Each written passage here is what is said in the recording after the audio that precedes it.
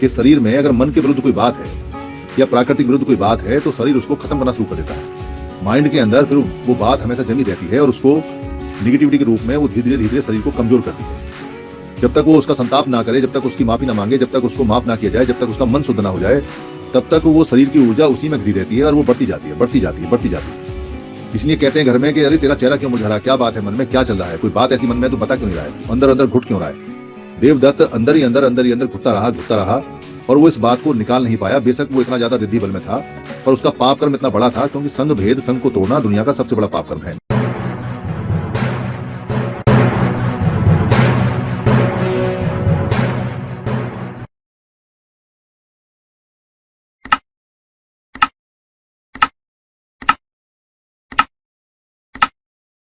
देवदत्त बुद्ध का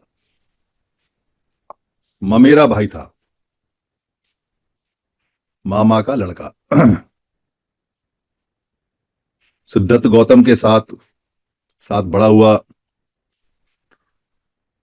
एक दूसरे को देखा जाना, सारी चीजें देवदत्त को पता थी बुद्ध के बारे में। बुद्ध की चीजें जो बचपन की कथा कहानी सब देवदत्त को पता थी, बुद्ध को भी। बुद्ध ने जिद की, कठोर काम किया, अधिष्ठान किया, व्रत किया, अपने आप को प्रतिज्ञा ली और बोधि प्राप्त की। 6 साल तक लगातार संघर्ष के बाद बोधि का लाभ स्वयं भी लिया और दूसरों को भी सिखाने का काम आरंभ किया। देवदत्त को भी सिखाई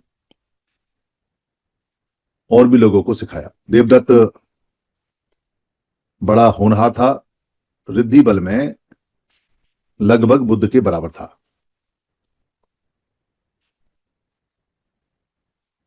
फिर देवदत्त ने भिक्खु संघ में 500 नए भिक्खुओं को, जो वज्जी पुत्र थे, वज्जी लोग थे, वज्जी गणराज्य के लोग थे, उनको सिखाकर बहकाकर अपने साथ गया पर्वत पर ले गया।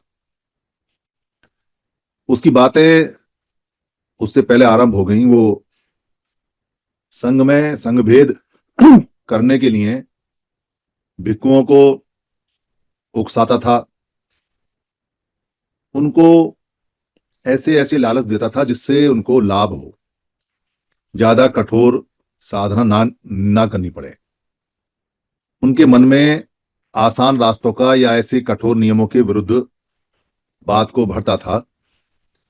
ये बात सारीपुत्र और महामोगल्यान बुद्ध को बताते थे, बुद्ध से कहते थे, बुद्ध समझते थे, देखते थे, कहते थे सज्जनों के साथ अच्छा व्यवहार करना, अच्छा काम करना अच्छा होता है, दुर्जनों के साथ अच्छा व्यवहार करना दुष्कर होता है, मुश्किल होता है। सज्जनों के साथ दुष्कर व्यवहार नहीं किया जा सकता, उनको अच्छा नहीं लगता। और जो पापी लोग होते हैं उनको पाप कर्म बहुत अच्छा लगता है, ऐसा बताते थे। 500 भिक्षुओं के जाने के बाद सारीपुत्र महामोगल्यान ने बुद्ध से कई बार कहा, फिर बुद्ध ने उनको वापस लाने के लिए अनुमति दी। दोनों गया पर्वत पे गए। उनको देखकर देवदत्त बड़ा खुश हुआ, देखो मेरे संग में सारीपुत्र और महामोगल्यान भी आ रहे हैं। उन 500 नए लड़कों को, नए भिक्षुओं को, जिन्होंने तभी वो परिव्राजक बने थे, घर छोड़ा था, उनको बताया, दिखाया कि देखो ये बुद्ध के सावक हैं, उपासक हैं, बुद्ध के भिक्षु हैं और ये यहां आए हैं। उसने उनका स्वागत किया, सत्कार किया। स्वागत सत्कार करने के बाद में वहां 500 भिक्षुओं को धर्म सिखाने लगा। सिखाते सिखाते उसको बैठे बैठे कमर में दर्द हुआ, थकान हुई, और वो सारीपुत से बोला कि आप इनको प्रवचन दो, मैं थोड़ा सा थक गया हूं, आराम करता हूं, सोता हूं। वो लेटा, उसको गहरी नींद आ गई। सारीपुत ने, महामोगल्य ने धीर गंभीर धम्म की चर्चा की, जो शुद्ध धम्म था वो उनको सिखाया, बताया। वहां जो 500 नए भिक्खु थे, सामने थे, उनको समझ में आया कि ये जो बात सारीपुत ने और महामोगल्य ने बताई है, ये ज्यादा धीर गंभीर और अच्छी है। जब उनको ये बात समझ में आई तो सारीपुत मोगल्य ने कहा, चलो शास्ता के पास चलते हैं, तथागत के पास चलते हैं, बुद्ध के पास चलते हैं। वो भिक्खु 500 के 500 उठ के चलने लगे। देवदत्त सोता रहा। कोकाल इस भिक्खु ने ये सब देखा, जाना, और उसने देवदत्त को जगाने की कोशिश की कि देखो तुम्हारा भिक्खु संग जा रहा है।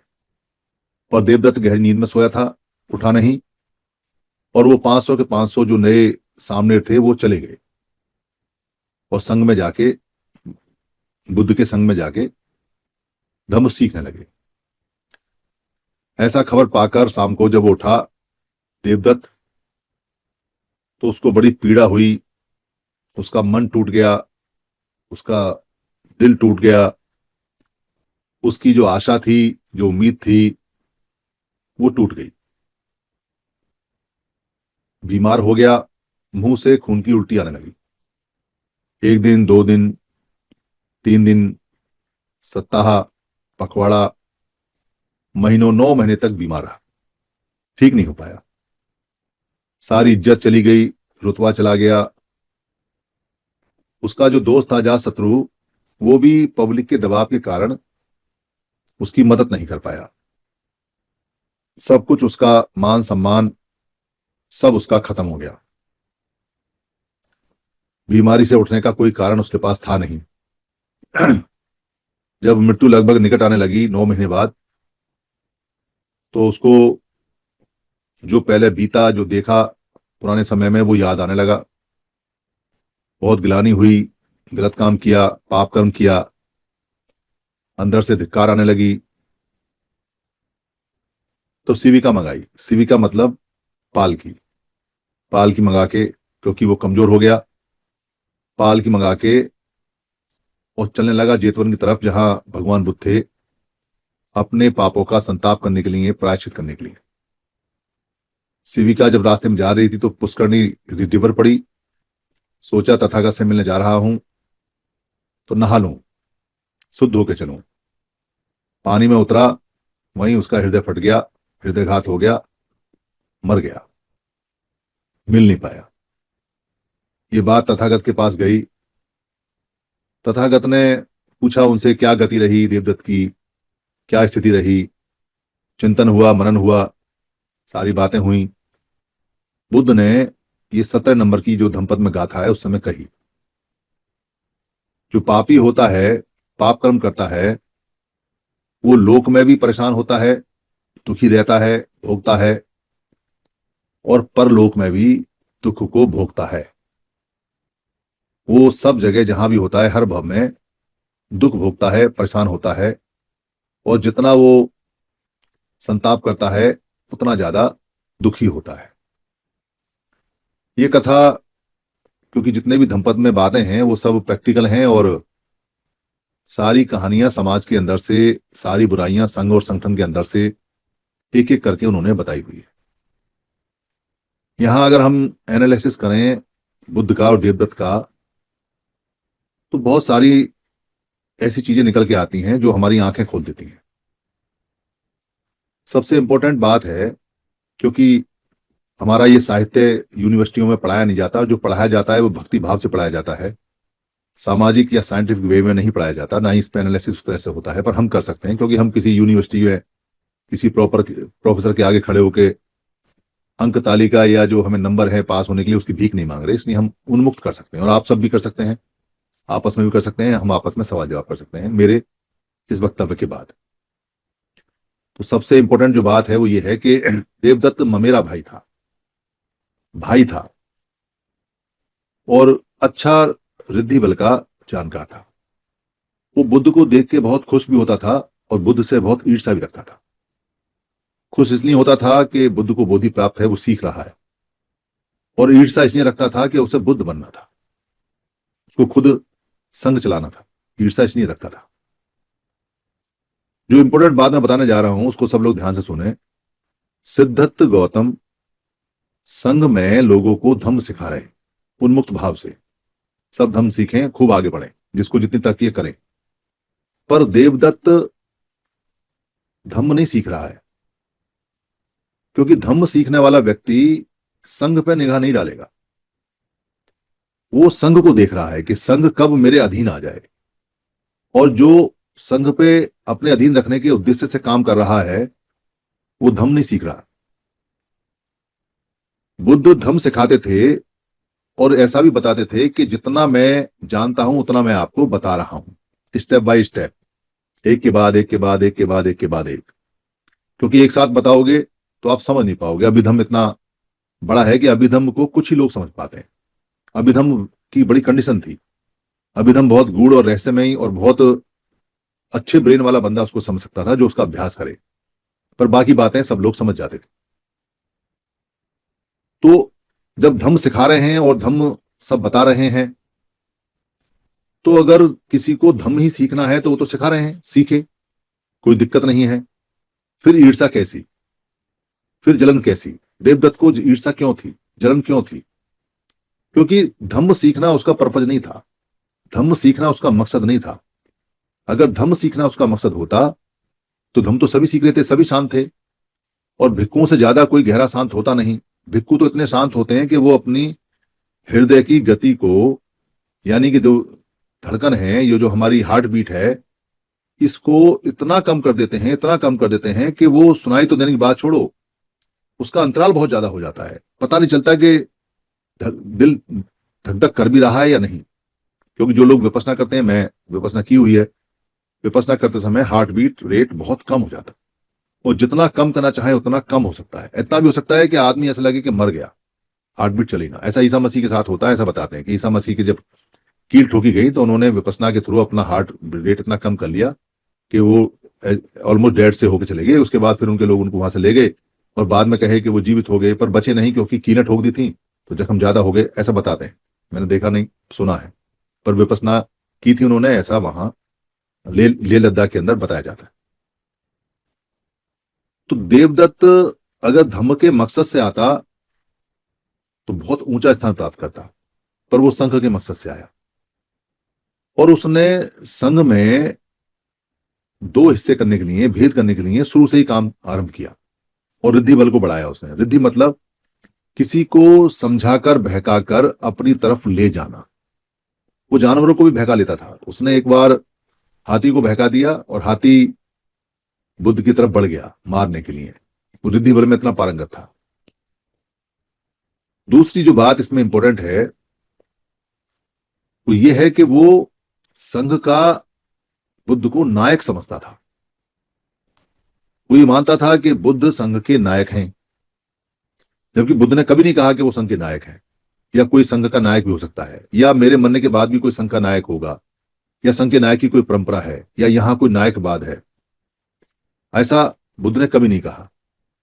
पर चूंकि देवदत्त को नायक बनना था संघ का, इसलिए वो 500 लोगों को ले जाकर संघ के नायक बनने की जो उसकी तृष्णा थी, तड़ना थी, उसको पूरा कर रहा है,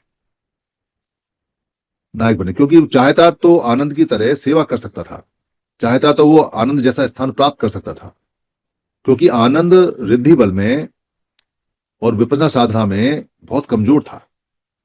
वो तो बुद्ध के मरने के बाद बड़ी मुश्किल से अर्थ हुआ। उसकी मेमोरी बहुत शार्प थी, वो पट्टाक बहुत अच्छा था, सेवक बहुत अच्छा था, वो भी भाई था, पर वो किसी भी हालत में सेवा करके, काम करके संघ में अपने आप को स्थापित करने के मूड में नहीं था। वो संघ के नायक बनने के लिए लगा पड़ा था।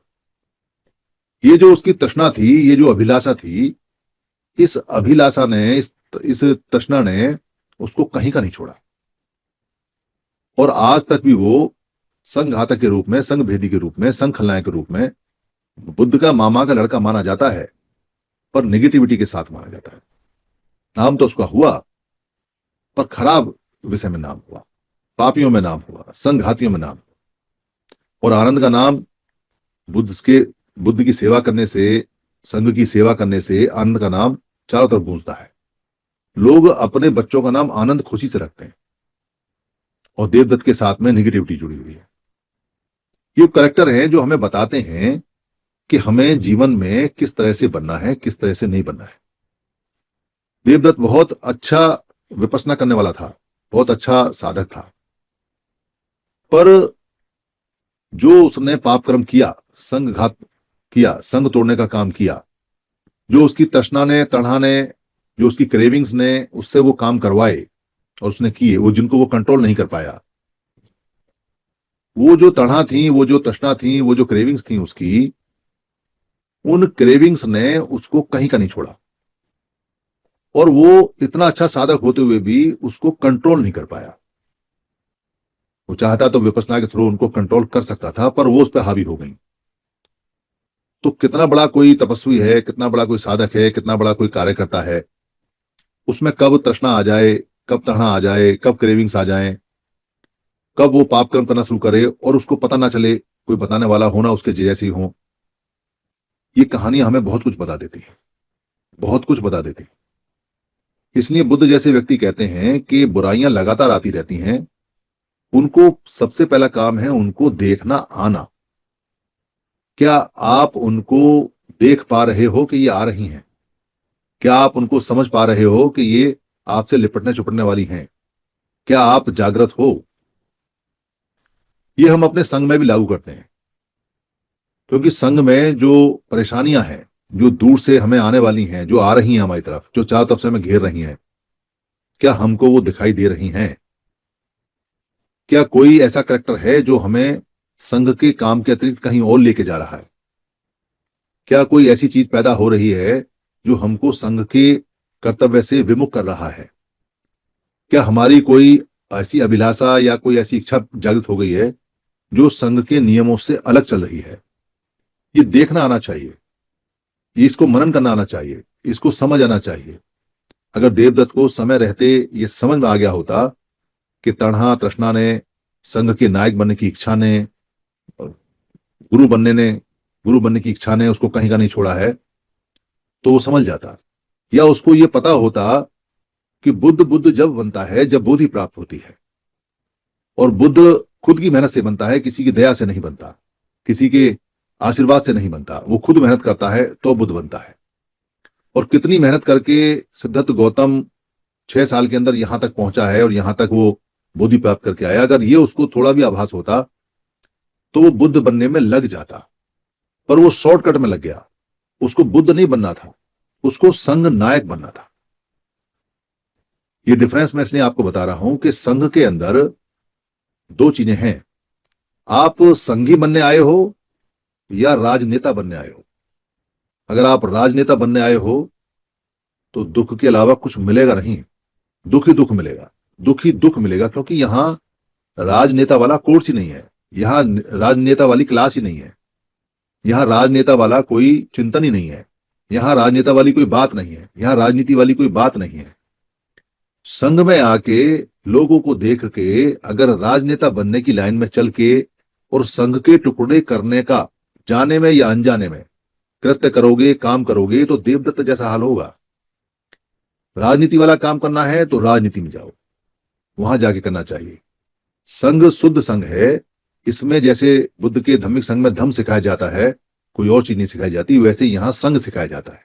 संघ सीखोगे तो बहुत ऊपर तक जाओगे, इतने ऊपर तक जाओगे कि लोग नाम ना भी जानेंगे तो भी उसकी अच्छी अच्छी भावनाएं आप तक पहुंच जाएंगी। ये कहानी हमको ये बताती है। समन संघ, प्राचीनतम समन संघ या पुरातन समन संघ और आज का समन संघ एक ही है। हमारे कपड़े पहनने का तरीका बदल गया है। हमारे आंखों पे पहले चश्मे नहीं होते थे, अब चश्मे हैं। हम मोटरसाइकिल कार में घूमते हैं, हम मेट्रो हवाई जहाज में घूमते हैं, हम साइकिलों में घूमते हैं, हम खाना चम्मच से आज खाते हैं, स्टिक से खाते हैं। हमारी प्लेटें कप हो गए हैं, हम जूम पर मीटिंग कर रहे हैं, हम किताबों से, ऑडियो से, वीडियो से बात कर रहे हैं, हम टेलीफोन से बात कर रहे हैं। ये संसाधन है, पर मनुष्य के स्वभाव में कोई अंतर नहीं है, थोड़ा सा भी अंतर नहीं है। मनुष्य का स्वभाव वही है जो पहले है, उसमें राग द्वेष मोह मूर्ता उतनी ही है जितनी पहले थी। कंट्रोल करोगे तो जीत जाओगे, कंट्रोल नहीं करोगे तो ये खत्म कर देंगे। जैसे देवदत्त को 9 महीने के अंदर खत्म कर दिया। उसकी इच्छा ने, जो उसकी क्रेविंग्स पैदा हुई, जो उसकी तड़ना पैदा हुई, जो उसकी अभिलाषाएं पैदा हुई, उन्होंने 9 महीने के अंदर खत्म कर दिया। 9 महीने के अंदर, 90 महीने में उसको समझ में आया कि बुद्ध जो बताते हैं सही बताते हैं, इसलिए निकल पड़ा मिलने के लिए। पर क्या फायदा जब सारा शरीर खराब कर लिया, सारा मन खराब कर लिया, सारी जितनी भी प्रसिद्धि मिली, जितनी भी इज्जत मिली, जितनी भी मान सम्मान मिला, जब वो सब मिट्टी में मिला दिया, उसके बाद समझ में आया तो क्या समाज को फायदा, और क्या क्या फायदा? फिर तो कहानी है और तो कुछ है नहीं। इसलिए समन संघ के अंदर समन संघ ही है, समन संघ के अतिरिक्त कोई और वस्तु विषय यहां है नहीं। इसलिए कई लोगों को अगर ऐसा लगे जाने में या अनजाने में कि कोई और इच्छा उनकी है, तो वो जहां इच्छा पूरी होती है तो वहां चले जाएं और या अपनी इच्छा को कंट्रोल कर लें और उसको ठीक कर लें, क्योंकि यहाँ बहुत अच्छे और बड़े परिणाम आने वाले हैं। यहाँ बहुत अच्छा मूवमेंट चारों तरफ फैलने वाला है। यहाँ बहुत बढ़िया बढ़िया बातें होने वाली हैं, क्योंकि सज्जनों के साथ हमेशा अच्छे कर्म होते हैं, सुकर्म होते हैं, और वो यहाँ हो रहे हैं। ये जो देवदत्त की कहानी है, ये वर्ल्ड फेमस कहानी है, पर इसका हमने कभी एनालिसिस नहीं किया। इसमें बहुत सारे रहस्य छुपे हुए हैं, बहुत सारी बातें छुपी हुई हैं। जैसे जैसे हम इसके बारे में विश्लेषण करते जाएंगे, वैसे वैसे और गहरी बातें और गहरी बातें और गहरी बातें निकलती चली जाएंगी कि एक व्यक्ति संघ में रह के बुद्ध को देख कर खुश भी हो रहा है और ईर्ष्या भी कर रहा है। ये कमाल की बात है। खुश इसलिए हो रहा है क्योंकि बोधि सीख रहा है, और ईर्ष्या इसलिए कर रहा है क्योंकि उसको ऐसा दिखाई देता है कि बुद्ध संघ नायक हैं, तो उसकी संघ नायक बनने की जो तृष्णा है वो जाग चुकी है।